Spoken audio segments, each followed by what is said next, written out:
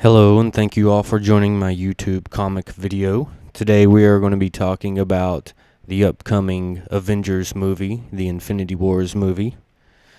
And of course, in that movie, the main villain is Thanos.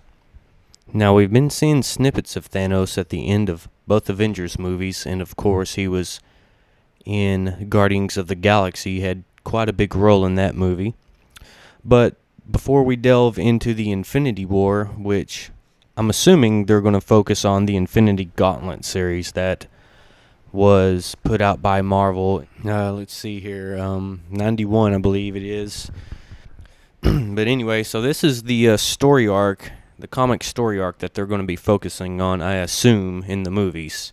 Because the Infinity War comic series is actually a totally different series. You know, as we see Thanos collecting the Infinity Gems, he has the gauntlet on, of course.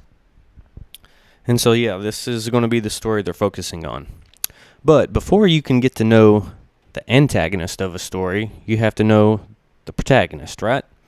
So who is the primary protagonist of the Infinity Gauntlet? Well, that, of course, is Adam Warlock. Adam Warlock along, I think, in my opinion, with the Silver Surfer. So it's going to be interesting to see how they play Adam Warlock into this movie, and also wonder if the Silver Surfer is even going to be able to make an appearance, because, you know, he kind of falls into the category with Fantastic Four, and as we know, the Fantastic Four, the X-Men, Spider-Man, all of Marvel's top comics from the 90s, all the movie rights got sold from them. But we did see a cameo appearance of Spider-Man and the Captain America 3 movie, so maybe they'll do something with Silver Surfer, because really, Silver Surfer and Adam Warlock are, along with Thanos, are my favorite characters in the Marvel Universe, besides probably a handful of the X-Men characters. So if you're thinking about, well, I want to read these comics before the movie comes out to see what it's all about, well, I guess you could probably go do that. You could go buy the graphic novel of the Infinity Gauntlet. It is 6 issues, I think, 5 or 6. I have them all, but I don't have them sitting right here in front of me. But the story doesn't start there. It's good to know who Adam Warlock is first. So I'd strongly recommend picking up Warlock by Jim Starlin, the complete collection. I have a lot of the individual comics myself from back in the day, but I couldn't find all of them for a reasonable price, so I just went on ahead and got the graphic novel of it, as well as the Warlock graphic novel by Roy Thomas and Mike Frederick and Gil Kane. I do think it's not really that necessary to read that graphic novel, because Jim Starlin's is, well, superior, honestly. And a good thing about the Jim Starlin graphic novel of Warlock is that comics back in those days, they did a pretty solid recap of the continuity of the past, so you could know what was going on. So all the good stuff from the other Warlock graphic novel is summarized in 4 pages, and the only real interesting thing I saw in the first Warlock graphic novel was the interaction with him and the High Evolutionary. So the High Evolutionary is the person that gave Adam Warlock his name, Warlock.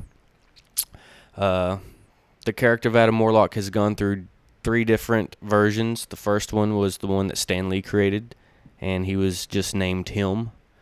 Those are the comics that I do not have of his, but again, Marvel likes to recap stuff for you, so basically he just got in a fight with Thor and was killed because of a love interest that was going on there. I think Adam Warlock had the hots for Thor's girl or something like that.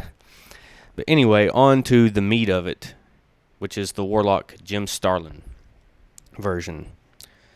So after the previous graphic novel, the High Evolutionary named him Adam Warlock, and now he is coping with who he is as a person. He just got through saving Counter-Earth from the Beast Man, and he's just kind of off on his own. So in the Starlin graphic novel, we get to see Adam Warlock kind of discover who he is, and more importantly, what the soul gem on his forehead is all about, because he uses the power of it but doesn't really understand it. The high evolutionary just gave it to him, but he doesn't really fully comprehend its power. So the graphic novel starts off with a religious cult coming to kill a non-believer, and of course Adam Warlock's there in the fray of it all. And so as we read on, we find out that this religious cult leader is the Magus, which is actually Adam Warlock's future self. And so in order to defeat the Magus, he needs help from someone, and he gets that in the aid of, you guessed it, Thanos, along with a couple of other people like Pip and Gamora. So they all team up, and Thanos is not hesitant to point out that the main reason he's helping Adam Warlock is because he needs use of his gem for future schemes and plans. So, of course, they defeat the Magus, and that storyline is resolved. You should read it, because it is a very good read. But on to Thanos collecting the Infinity Gems. Okay. Oh, one thing I want to point out is before we even get into that, Adam Warlock is able to go into the soul world in his soul gem, and that's where he really starts to discover that his soul gem is one of 6. This helps Adam Warlock to understand himself better and the soul gem better, and he barely escapes with his life and his soul from the soul world, and retains his identity as Adam Warlock and remains the master over the gem. So those are the last panels and pages of the first Warlock series, which, interestingly enough, Jim Starlin's Warlock series that's in this graphic novel I have, which they actually reprinted on 2 different occasions, is actually Strange Tales 178, 179, and 180, and 181. And then it starts off at Warlock number 9 all the way to 15. So that can be a little bit confusing, because usually nowadays a series is either 1 to whatever and it's over, and they just reboot it up. But no, they didn't do that with this. So the reason why whenever it started back up with Warlock number 9 is because the previous version that I was talking about with Roy Thomas and Gil Kane, that was the first Warlock series, which was Warlock 1 through 8. And it actually started with Marvel Premieres 1 and 2.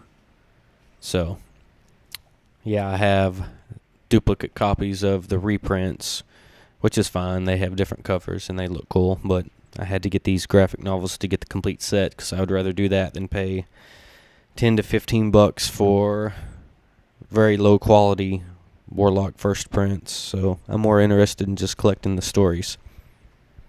So that is a brief recap of who Adam Warlock is. So I strongly recommend getting this Jim Starlin Warlock graphic novel.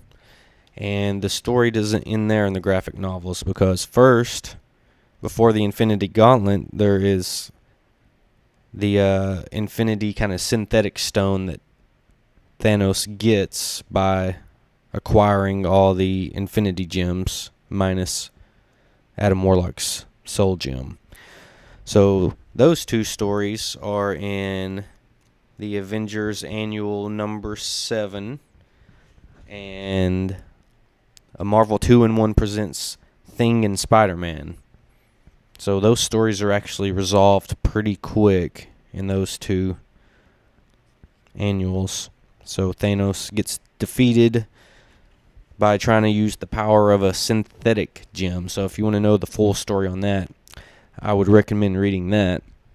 But that it still isn't the Infinity Gauntlet. I don't think that Jim Starlin, I think I read once that he didn't plan on bringing Thanos and Adam Warlock back, but these stories that I just told you about were in the late or mid to late 70s, yeah. So this is several years later in the 90s whenever the Infinity Gauntlet occurs.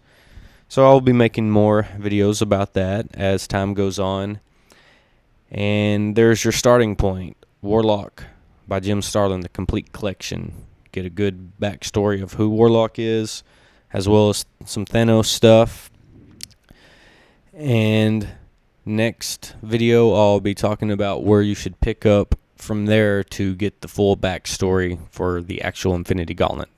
Because it starts, I do believe, mostly with the Silver Surfer comics and then a 4-issue miniseries of Silver Surfer and Adam Warlock, and it's called The Resurrection. So those are really good, and we'll be doing the video on that next.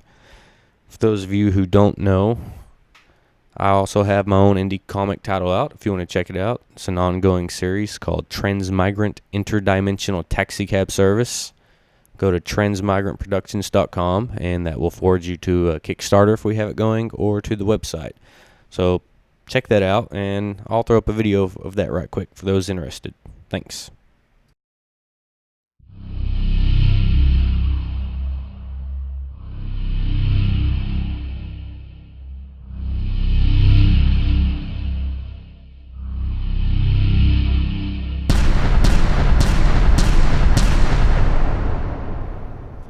Have you confirmed the girl's identity, Isis? Is she the one we seek? Yes, Primordius. Her aura signature radiates in my optical scanners. Very good. Pursue her, minion, but do not arouse suspicion. The noose draws ever tighter, and Icivius shall soon have his prey. Transmigrant Productions presents Hits, the Transmigrant Interdimensional Taxicab Service, featuring Blotter. Hold on to your footballs, amigo, cause it's about to get hairy. Skid Scats. Oh shit, it's a cop! Drive faster! Get us out of here, Blotter! Starla! You boys are in luck.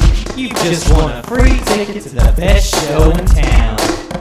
And introducing the fiendish duo of Icivius and Primordius. This doesn't seem to fit into my high-speed data transfer port. Do I need some kind of adapter? No, it is to be inserted into your export drive for maximum efficiency. That actually doesn't feel too bad.